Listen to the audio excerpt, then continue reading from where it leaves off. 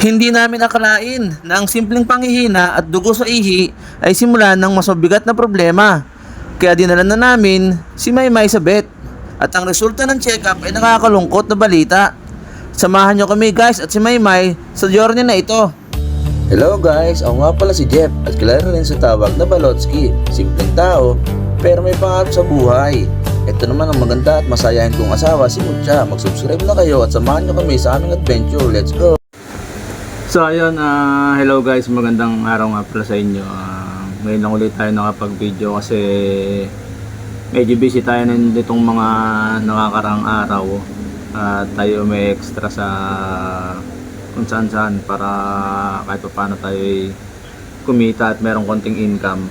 So kaya nga pala tayo nag-video ngayon guys is meron tayong medyo hindi magandang balita, nakakalungkot na balita kasi kung naaalala nyo, nakikita nyo rin naman siguro sa previous video namin sa Facebook, sa YouTube namin mag-asawa, yung aming pinakaunang fur baby, si Maymay guys. 8 years old na siya ngayon, kaka 8 years old lang niya, 8 years old and 2 months. This year 8 years old na siya. So last week, ito nga pala si May guys, kung hindi kayo familiar sa kanya. Bali 8 years old na siya guys, si Maymay. Hello baby, hello.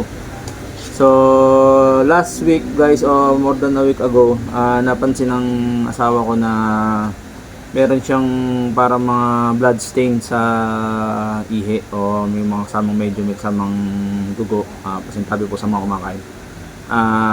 Yun nga, napansin niya. So in-expect lang niya, iniisip lang niya baka meron may menstruation. So parang hindi niya masyadong inintindi. Tapos the other day, kinabukasan, napansin ulit niya ganun. So chinek niya ngayon siya, si May, kung meron siyang regla. Unfortunately wala siyang kahit anong. So doon na kami nag-alala, nagtanong kami sa mga vet na mga kakilala namin.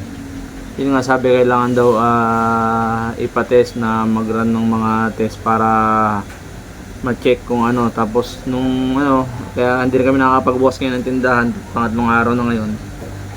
Ipina-test ng asawa ko sa niresetahan muna siya ng mga gamot nung una. Kasi parang may nakapa daw na meron siyang parang gallstone, may bato siya sa gallbladder. Do kailangan mo confirm sa mga series of test kung pwedeng x-ray daw. So bago yun, niresetahan muna siya ng mga gamot. Ayun yung mga gamot niya. Yan, sobrang daming gamot guys na yan, medyo mahal din naman, mga antibiotic. Yan, niresetahan siya nung vet ng mga gamot para kung ano lang ba, paunang lunas ganun. Gawa nang nahihirapan nga siyang umihi, tapos may kasamang dugo. Tapos yun, pinapainom namin siya ng gamot mga ilang araw. Napansin ng asawa ko, hindi lang basta stain na dugo, talagang may dugo na, tsaka may mga konting nana na yung ihi niya. So ang ginawa namin, dinala na namin siya sa vet at ipinatest na ng asawa ko. Ayan, ayan, kasi yung mga test niya ito. Ayan, mga test niya. Tapos ang finding sa kanya is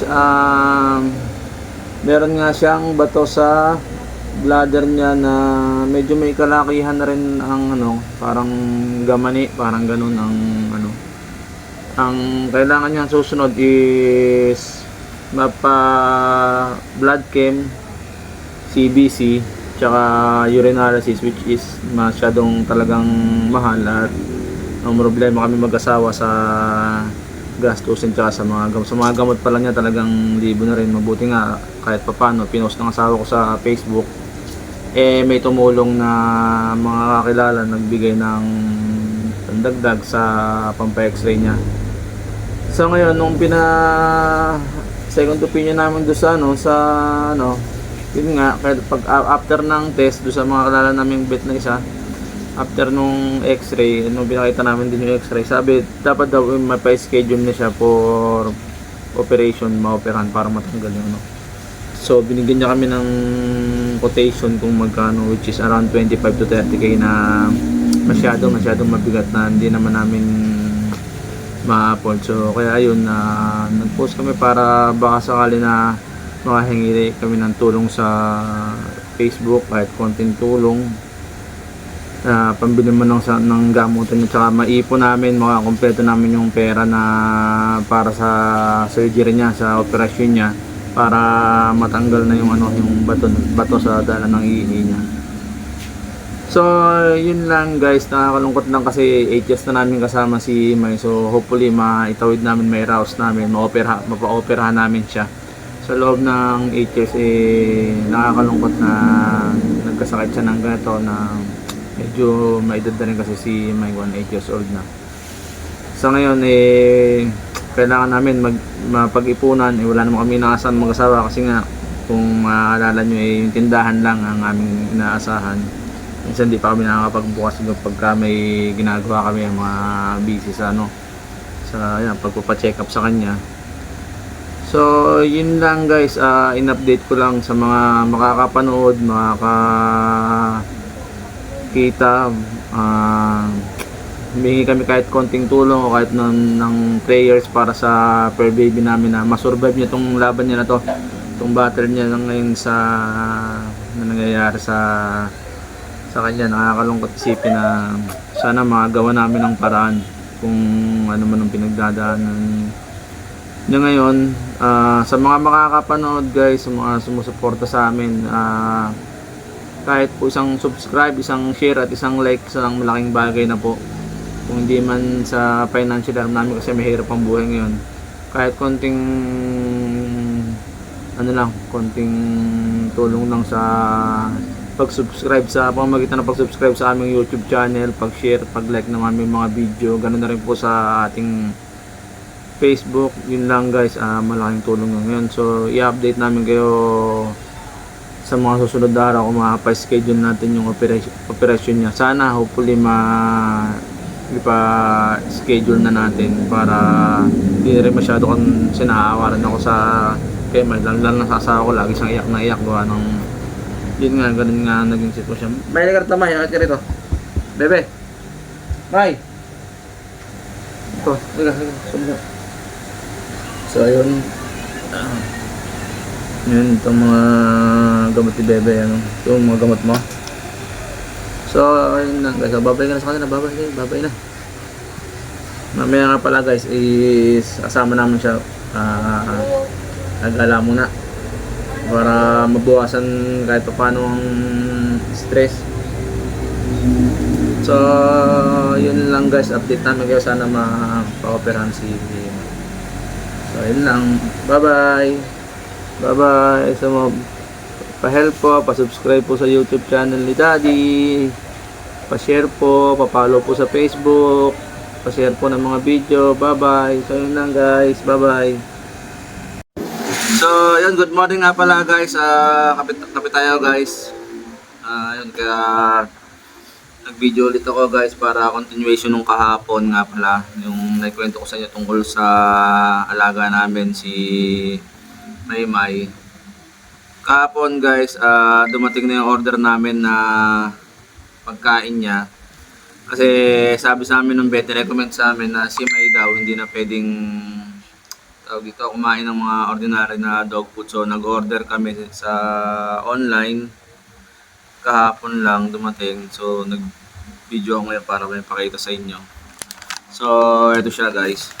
Ayan. Royal Canin ba o Canine. So hindi natin maalam kung paano i-pronounce ano basahin ng hayop. Basta ito siya. Ayan. 1.5 kilograms, which is mahigit 1,000. 1.4 yata to. Yan, mahigit 1K siya. Ito lang ang dapat na at pwede ipakain kay May. So yun nga, sobrang mahal at sobrang laki ng gastos na kailangan pag may sakit yung mga alaga natin. So kailangan talaga doble ingat sa sa kanila na wag silang magkasakit tulad namin na kailangan siyang pa-operahan na hanggang ngayon wala pa rin kaming naiipon na fund para sa operation niya. So yun, ulitin ko lang din sinabi kahapon guys na sa mga may mabubuting puso na baka maaaring yung tulungan, mga mabubuting puso dyan, mga parents na katulad namin, baka pwede makahingi ng tulong po sa inyo si Mai, kahit konting halaga at maliit na halaga, napakalaking bagay na po pag pinagsama-sama, di ba bebe, no? So yan po guys, iwan ako yung yung aming Gcash number dyan sa baba. Ayan po, tinuturo ni Mai, nandyan po sa baba yung aming Gcash number. Send nyo na lang po kay mami niya. Ayan po, tawag ka bebe. So ayun po. At saka po prayers para po sa aming fur baby na lumalaban po sa kanyang sakit pero makulit pa rin. Ayan po si bebe. Oo nga, sabi ko na nga kahapon, 8 years old na siya. 8 years old na po itong aming bebe na si Maymay. Tsaka po, nagbibinata. Tsaka po guys, sabi po ni Maymay kung pwede daw po, pa-subscribe daw po sa aming YouTube channel, pa-follow na rin po. Kahit po isang share lang po at isang react, mahalaga na daw po. So, yun lang guys, nag-video lang ako para update kung ano nangyayari kay Bebe habang nag-iipon kami ng pera para sa kanyang operasyon. Sana makalikom tayo ng pera na mas mabilis. So, yun lang guys, sa mga nakakaluwag-luwag po, kahit po konting halaga lang po, tsaka prayers nyo para kay Mai. Pa-subscribe na rin po sa aming YouTube channel, pa-follow na rin po ako dito sa Facebook. At pa-share na rin po at pa-like ng aming mga videos. So yun lang guys, update lang namin kayo next time. Bye-bye! Salamat po! Bye-bye po!